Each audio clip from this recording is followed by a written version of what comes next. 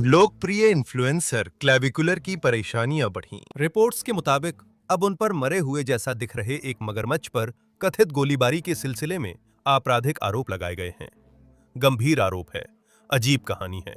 हम इस केस का विश्लेषण करेंगे, इसे अन्य हालिया मामलों से जोड़ेंगे और आगे क्या हो सकता है, इस पर चर्चा करेंगे। आपका स्वागत है साइड बार में, जिसे लॉ एंड क्राइम प्रस्तुत करता है। मैं जेसी वेबर हूं।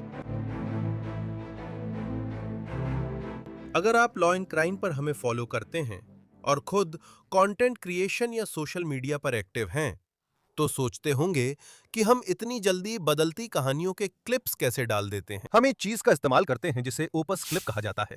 ये एक all in one AI editor है जो एआई के जरिए किसी भी प्लेटफॉर्म पर वीडियो काटना, बनाना और अपलोड करना बहुत आसान बना देता है। Opus clip B roll generate करता है, फुटेज को रीफ्रेम करता है और यहां तक कि ऑडियो को भी क्लीन करता है।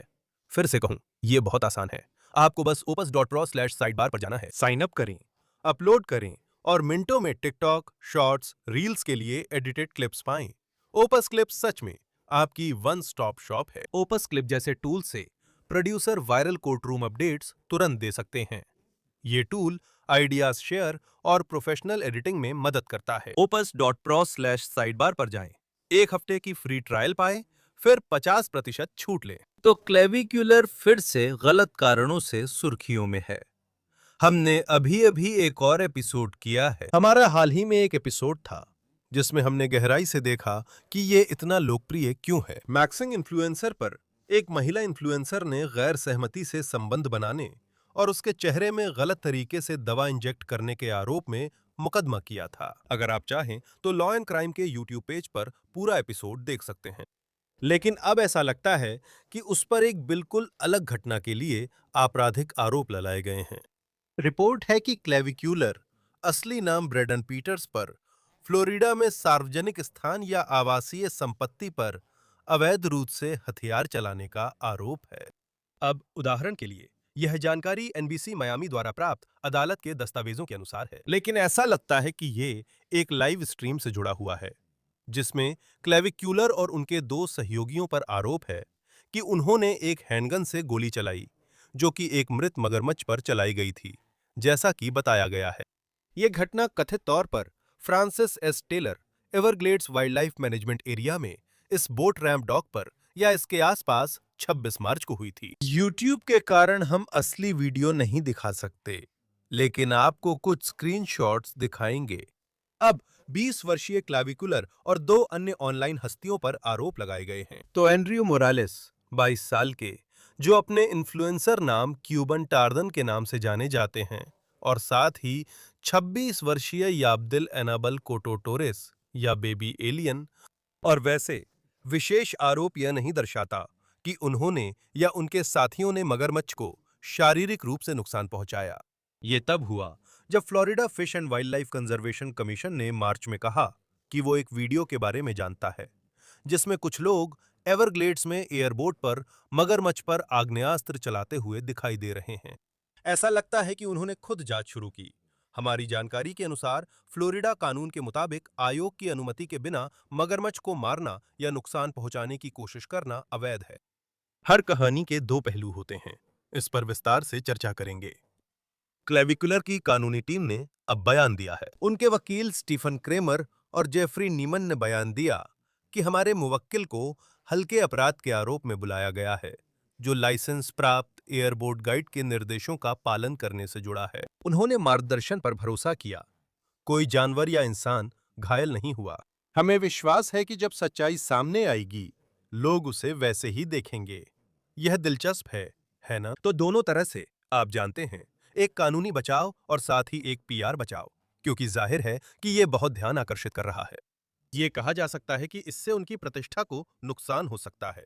इसमें दो पहलू हैं और ये अक्सर तब दिखता है जब किसी सार्वजनिक व्यक्ति पर अपराध का आरोप लगता है। मोरालेस के वकील रिचर्ड एल कूपर ने एक बयान भी जारी किया जिसमें कहा, हम जनता से आग्रह करते हैं कि वे जल्दबाजी में निष्कर्ष न निकालें। महत्वपूर्ण बात यह है कि किसी भी जानवर के घायल होने का कोई आरोप नहीं है और उपलब्ध सबूत उस सनसनीखेज कहानी का समर्थन नहीं करते जो ऑनलाइन फैलाई जा रही है। मेरे मुवक्किल ने अधिकारियों की जानकारी और सलाह पर भरोसा किया था। उनकी कोई आपराधिक मंशा नहीं थी। अब इन सभी की पेशी 20 मई को निर्धारित की गई है और हम देखेंगे कि वह क्या प्रगति होती है। लेकिन याद रखिए, ये मिस्टर पीटर्स क्लेविकुलर के लिए एक महत्वपूर्ण समय पर आया है। ये कई कथित घटनाओं और सुर्खियों के बाद हुआ है ना? क्लेविक्युलर जिन्होंने काफी लोकप्रियता पाई है। इंस्टाग्राम के अनुसार उनके लगभग 6 लाख फॉलोअर्स हैं। एक्स पर 1,45,000 से ज्यादा, टिकटॉक पर लगभग 9,40,000 और स्ट्रीमिंग प्लेटफॉर्म किक पर 3,38,000 से ज्यादा फॉलोअर्स हैं। ये व्यक्ति दूसरों को लुक्स सुधारने और आगे बढ़ने की सलाह देता है, जिससे अधिक मूल्य मिलता है। फिर से लुक्स मैक्सिंग। उन्हें न सिर्फ पहले बताए मुकदमे का सामना करना पड़ा, बल्कि फ्लोरिडा में भी अन्य आरोप झेलने पड़े। उन्हें गिरफ्तार किया गया और उन पर मारपीट करने की आपराधिक साजिश के आरोप लगाए गए, जिसमें उन्होंने 2 महिलाओं के झगड़े को कथित तौर पर भड़काया और कथित तौर पर ऑनलाइन पोस्ट किया। और जांचकर्ताओं ने कहा कि ये महिलाओं का शोषण करने की कोशिश थी। हाल ही में उन्होंने एक लाइव स्ट्रीम पर कथित तौर पर ओवरडोज हो गया था और उन्हें अस्पताल ले जाया गया था। ठीक है, मैं इसे विस्तार से समझाना चाहता हूं। मैं यह समझाना चाहता हूं कि इसका उसके लिए क्या मतलब हो सकता है और क्या जिन अन्य घटनाओं के बारे में मैंने अभी बात की वे इस मामले को प्रभावित कर सकती हैं। तो मैं जॉन फिलिप्स, पीड़ितों के अधिकारों के चाहता हूं ताकि इस पर और बात की जा सके। तो जॉन, आपका बहुत बहुत धन्यवाद कि आपने समय निकाला। ये आरोप कितना गंभीर है? ये काफी गंभीर है। ये ऐसी चीज नहीं है जिसका सामना कोई भी करना चाहेगा, है ना? और ऐसा लगता है कि अभियोजक इसे गंभीरता से लेंगे और दोषी ठहराने की कोशिश करेंगे। लेकिन जिन चीजों को हम कवर करते हैं उनकी तुलना में ये हल्का अपराध है, जिसमें बिना उकसावे के सार्वजनिक रूप से बंदूक चलाना है। ठीक है, सैद्धांतिक रूप से अगर उसे दोषी ठहराया जाता है तो क्या यह संभव है? और मैं आरोप के बारे में और बताऊंगा। क्या यह संभव है कि वह जेल में समय बिता सकता है? कुछ भी संभव है ना? यही कानूनी जवाब है। मुझे ऐसा जरूरी नहीं लगता, जब तक कि वो अभियोजकों या जज को नाराज ना कर दे, क्योंकि ये एक मामूली अपराध है। लेकिन ये भी बहुत घमंड के साथ वीडियो में किया गया है, जैसा कि उसके साथ अक्सर होता है। उसके खिलाफ और भी मामले चल रहे हैं। वो थोड़ा उकसाने वाला व्यक्ति है। ये इस बात पर निर्भर करता है कि जज एक मिसाल कायम करना चाहते हैं या नहीं, और उसे थोड़ा समय जेल में बैठकर सोचने के लिए देना चाहते हैं। इससे पहले कि मैं आरोपों पर आऊं, चाहे उस पर ऑनलाइन जो भी करने का आरोप लगाया गया हो या जो भी अन्य मामले हो सकते हैं, या अगर वो विवादास्पद है या अगर वो भड़काने वाला है, तो ये जरूरी नहीं है कि इससे जज के फैसले पर कोई असर पड़ेगा। सही है, एक उदाहरण स्थापित करने के लिए, क्योंकि देखिए, ईमानदारी से कहें तो, है ना, हम ऑनलाइन क्या देख रहे हैं? हम देख रहे हैं कि युवा लोग ये सब कर रहे हैं, उन्हें फॉलोअर्स मिल रहे हैं, इसके लिए उनकी आलोचना भी हुई है। लेकिन अगर किसी जज की व्यक्तिगत राय हो कि वो जो बना रहा है समाज के लिए फायदेमंद नहीं है, तब भी इसका सजा पर असर नहीं पड़ेगा।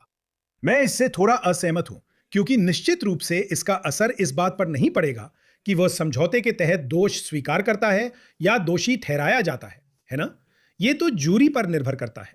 लेकिन खुद सजा देने पर सोचिए, सजा देने वाले के चरित्र पर भी विचार करें। फिर से, ये एक छोटी सी, आप जानते हैं, सजा सुनाने की सुनवाई है, लेकिन सजा तय करने में आरोपी के चरित्र से जुड़े अन्य कारक भी होते हैं। देखिए, मैं छोटी बात को बड़ा नहीं करना चाहता।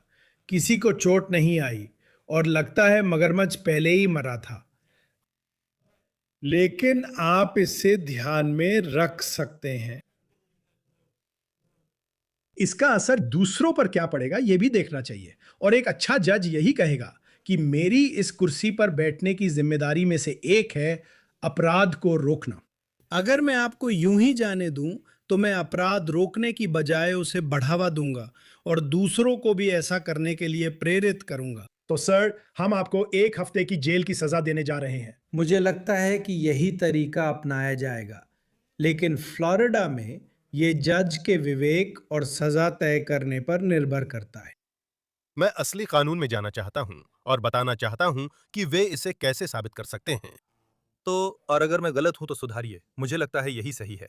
790.15 इसमें लिखा है कि उपधाराओं के प्रावधानों को छोड़कर कोई भी व्यक्ति जो किसी सार्वजनिक स्थान पर, किसी पक्की सार्वजनिक सड़क राजमार्ग या गली के रास्ते वाले हिस्से में या उसके ऊपर या किसी आबाद परिसर के ऊपर जानबूझकर आग्नेयास्त्र चलाता है, या जो बाहर किसी ऐसी संपत्ति पर लापरवाही या उपेक्षा से आग्नेयास्त्र चलाता है जो मुख्य रूप से निवास के लिए इस्तेमाल होती हो या केवल आवासीय उपयोग के लिए निर्धारित हो, वह प्रथम श्रेणी का लघु अपराध करता है।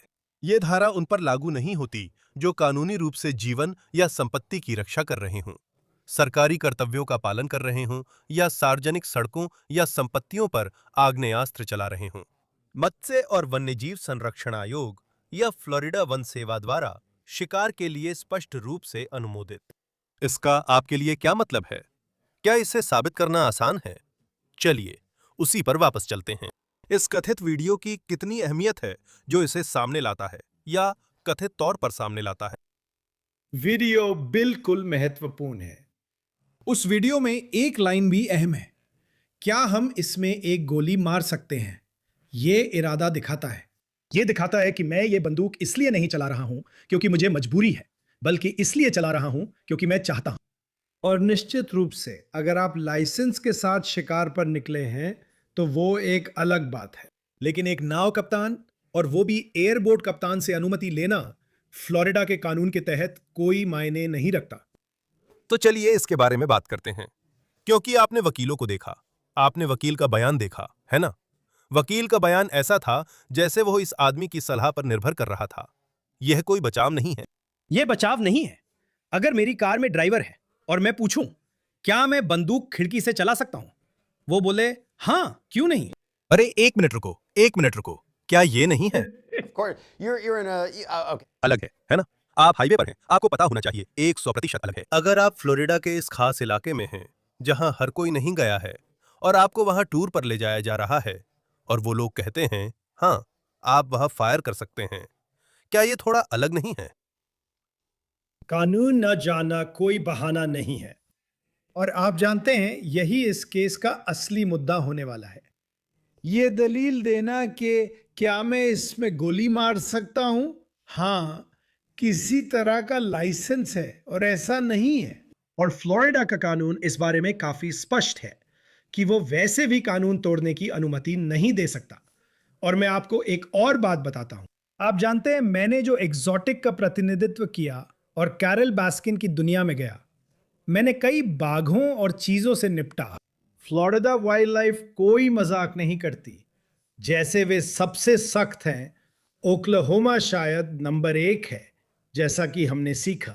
लेकिन आप जानते हैं, राज्य और संघीय वन्यजीव अधिकारी इन चीजों को बहुत गंभीरता से लेते हैं। और उनके कानून प्रवर्तन अधिकारी ही ये समझाएंगे कि एक एयरबोट कप्तान ये अनुमति क्यों नहीं दे सकता कि आग्नेयास्त्रों का उपयोग कैसे किया जाए, सिर्फ अपने ही मकसद के लिए, उसमें गोली चलाने के लिए, एक मरे हुए जानवर में।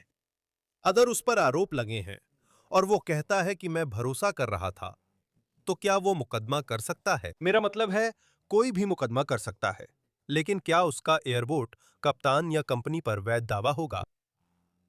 आप समझ रहे हैं मैं क्या कह रहा हूं? मैं समझ रहा हूं आप क्या कह रहे हैं। और अगर उसने कॉल किया तो क्या मैं उसका केस लेता? मैं इसे इसी तरह देख रहा हूं। और आप जानते हैं, मुझे कभी कभी सेलिब्रिटी केस करना अच्छा लगता है। मुझे नहीं लगता ऐसा होगा, क्योंकि आप देख रहे हैं कि ये झूठी गिरफ्तारी, दुर्भावनापूर्ण अभियोजन, लापरवाही से दी गई सलाह है, जिसकी वजह से मुझे गिरफ्तार किया गया और मुकदमा चला। आखिरकार किस हर्जाने के फौर आपके वकील की फीस, और हां, उसकी प्रतिष्ठा को नुकसान, पता नहीं। हम ही अकेले नहीं हैं जो इसकी रिपोर्टिंग कर रहे हैं, ये तो लगभग हर जगह है। सही है, मुझे लगता है कि न्यूयॉर्क टाइम्स ने भी इसे प्रकाशित किया था। मैं बस कहना चाहता हूं, लॉ एंड क्राइम अमेरिका में राय तय करने वाला प्रमुख मंच है। आपके कानूनी विश्लेषण के लिए धन्यवाद। लेकिन न्यूयॉर्क टाइम्स लेकिन मैं बस मेरा मतलब है, आप किसी भी चीज के लिए मुकदमा कर सकते हैं और आप निश्चित रूप से एक डिमांड लेटर भेज सकते हैं, लेकिन मुझे लगता है कि वो ज्यादा आगे नहीं बढ़ेगा। और मुझे नहीं लगता कि ये उसकी शैली में भी फिट बैठता है। आप जानते हैं, वो मुकदमा दायर करना ज्यादा आकर्षक नहीं लगता। आप जानते हैं, आप तो चाहेंगे कि मुकदमा आप जीतें। आप चाहेंगे कि लगे, ओ मैं बच गया, मुझे जेल नहीं जाना पड़ा। मुझे नहीं लगता वो ऐसा करेगा। लेकिन अगर उसने कॉल किया तो मैं कॉल लूंगा और सोचूंगा। देखिए, उसके वकील और इस दूसरे व्यक्ति के वकील ऐसे बयान जारी कर रहे हैं जैसे वे इसका मुकाबला करने वाले हैं। तो आप कहते हैं कि शायद दिखावे की बात नहीं है। आप जानते हैं, ये कहने की कोशिश करें कि मैंने कुछ गलत नहीं किया। आपको क्या लगता है, ये मामला आगे कहाँ जाएगा? क्या आपको लगता है कि वे ट्रायल की ओर बढ़ेंगे और बचाव पेश करेंगे? और वह बचाव कैसा दिखेगा? मुझे लगता है कि आपको किसी तरह के लाइसेंस का तर्क देना होगा, क्योंकि वीडियो में अपराध साफ दिख रहा है। और फिर से ये इरादे के साथ जुड़ा हुआ है, और मैं फिर से अपने नोट्स देख रहा हूं। क्या हम इसमें गोली चला सकते हैं? मुझे समझ नहीं आ रहा कि आप इससे कैसे निकलेंगे। मुझे नहीं लगता कि मगरमच्छ के जीवित या मृत होने से फर्क पड़ता है, क्योंकि यह जंगली जीवन को नुकसान पहुंचाने का मामला नहीं है। यहां बस हथियार चलाने की बात है। और आखिरकार मुझे लगता है कि अभियोजक ऐसा प्रस्ताव देंगे जिसे वो मना नहीं कर सके। किसी भी मकसद के लिए दान दे दें, और बस इससे आगे बढ़ जाएं। लेकिन अभी ये सबसे चर्चित मुद्दा है, और जब तक इसकी रिपोर्टिंग हो रही है वे इसे जाने नहीं देंगे। तो दूसरे शब्दों में, आप कह रहे हैं कि संभावना है कि वे किसी तरह के प्ली बार्गेनिंग समझौते पर काम कर सकते हैं और शायद जेल की सजा ना मिले, या कुछ आप जानते हैं, प्रोबेशन, शायद आप जानते हैं, सामुदायिक सेवा, एक जुर्माना। बाकी मामलों का क्या? जैसा मैंने बताया, आप मुकदमे को अलग रखें, लेकिन उन पर लगे अन्य छोटे अपराधों के आरोप क्या इस मामले को प्रभावित कर सकते हैं? हाँ, मैं देख रहा हूं। ओसियोला से मारपीट के मामले में वारंट पहले ही सक्रिय था। कथित तौर पर उसने 2 महिलाओं के बीच इस लड़ाई को भड़काया और इसे रिकॉर्ड किया। सही है, मेरे पास 14, 11 और 8 साल के बच्चे हैं, तो मैं उसी दायरे में हूं। मैं 6 फुट 7 लोगों को जानता हूं, लेकिन मैं नहीं हूं। मुझे इस आदमी में दिलचस्पी नहीं है। आप जानते हैं, शायद अपनी उम्र की वजह से मैं स्टीव ओ और जो एग्जॉटिक वाले दौर की चीजों में ज्यादा दिलचस्पी रखता हूं। बट जब भी आप एक लापरवाह इंसान होते हैं, चाहे वो व्यूज के लिए ही क्यों ना हो, तो ऐसे में अभियोजक और पुलिस वाले होंगे जो आपको अपने शहर में नहीं चाहेंगे, और सरकारी एजेंट्स भी होंगे जो आपको अपने शहर में नहीं देखना चाहेंगे, और उन्हें लगेगा कि उन्हें एक मानक स्थापित करना है। और ऐसा लंबे समय से हार्ड रॉकर्स और रैपर्स के साथ होता आया है, जो खुद को मुसीबत में पाते हैं। लेकिन अब हमारे पास इस स्तर के इन्फ्लुएंसर हैं। और ये एक बात है, अगर आप जानते हैं आप जेक पॉल या मिस्टर बीस्ट हैं, तो आप असल में किसी को नुकसान नहीं पहुंचा रहे हैं। ये अलग बात है जब ताना मारना और बुली करना ही आपका सोशल मीडिया इन्फ्लुएंस बन जाता है। वो शायद इसका जवाब देगा और कहेगा कि वो लोगों की मदद करने की कोशिश कर रहा है, लेकिन मैं उसका वकील नहीं हूं। मेरा मतलब, मैं उसका वकील नहीं हूं, लेकिन मुझे लगता है कि वो यही कहेगा कि वो लोगों की मदद करने की कोशिश कर रहा है। मुझे आपसे ये पूछने दीजिए, क्या ये मुमकिन है कि और भी कोई आरोप लग सकते हैं? क्योंकि आप जानते हैं, मैंने शुरुआत में कहा था, ये सीधे तौर पर गैटर से जुड़ा नहीं है, सही है? मेरा मतलब है, क्या इस कथित घटना के संबंध में उस पर और भी कोई आरोप लग सकता है? एक बात जो मैं आज सुबह समझने की कोशिश कर रहा था, वो ये है कि आप जानते हैं, वे उस पर सिर्फ सार्वजनिक स्थान पर हथियार रखने का आरोप लगा रहे हैं, और मुझे लगता है कि वो इलाका किसी संरक्षित पार्क के दायरे में आता था। सही है, मुझे लगता है वो कुछ एवरग्लेड्स जैसी जगह थी। और मैं सोच रहा था कि क्या कोई और बड़ा राज या संघीय आरोप लग सकता है, क्योंकि आप मूल रूप से सरकारी जमीन पर पार्क में हथियार चला रहे हैं। यही बात आज सुबह थी। मैं सच में जैक्सनविल डुवाल काउंटी में आपराधिक अदालत में बैठा था। मैं इसके बारे में पढ़ रहा था, सोच रहा था, क्या यहां कोई अतिरिक्त आरोप लग सकता है? लेकिन FWC यानी फ्लोरिडा की वन्यजीव एजेंसी आमतौर पर काफी आक्रामक रहती है, तो मैं मानूंगा कि वे इसी दिशा में बढ़ रहे हैं। मुझे बहुत अच्छा लगा कि कोर्ट में भी आप जेसी वेबर साइडबार के बारे में सोचते हैं। जज कहते हैं, मिस्टर फिलिप्स, आपने मेरे सवाल का जवाब नहीं दिया।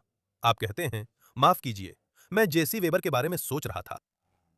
कोई बात नहीं, मुझे लगता है कि यह एक अच्छा बचाव होगा। जज सलेम को यह बहुत पसंद आता, और वो कहते, उसे मेरा नमस्ते कहना, मुझे पूरा यकीन है। मुझे पूरा यकीन है। बहुत बहुत धन्यवाद। यह दिलचस्प है। देखिए, ये एक दिलचस्प घटनाक्रम है कि हमने हाल ही में उनके मुकदमे के संबंध में उनके बारे में बात की थी। देखेंगे मामला कहां जाता है। आपका समय देने के लिए धन्यवाद जॉन। मुझे खुशी हुई। फिलहाल साइड बार पर हमारे पास आपके लिए इतना ही है। हमारे साथ जुड़ने के लिए बहुत बहुत धन्यवाद। और हमेशा की तरह कृपया YouTube, Apple पॉडकास्ट, Spotify या जहां भी आप अपना पॉडकास्ट सुनते हैं वहां सब्सक्राइब करें। आप हमें NBC के पीकॉक पर भी देख सकते हैं। अगर आप मुझे फॉलो करना चाहते हैं तो X और Instagram पर कीजिए और मेरा न्यूज नेशन शो जेसी वेबर लाइव सोमवार से शुक्रवार रात 11 बजे ईस्टर्न समयानुसार देखिए। अगली बार मिलेंगे। नमस्कार।